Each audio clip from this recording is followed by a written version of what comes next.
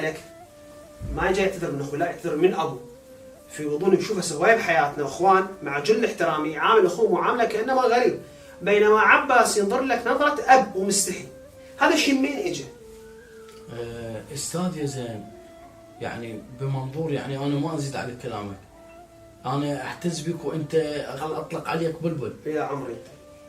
اليوم اعيدها، يعني يمكن قلتها وياك باللقاء. اليوم شنو اللي يثبت نوع الاخوه؟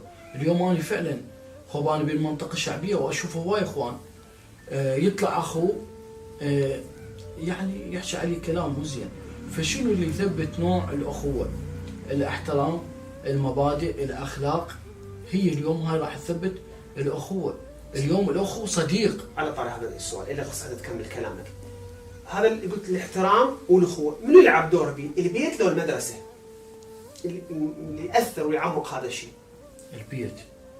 زين. البيت هو يعني مو اقل من المدرسه، ولكن الانطلاقه بالبدايه هي تكون من البيت. البيت اليوم انت راح يوجهك.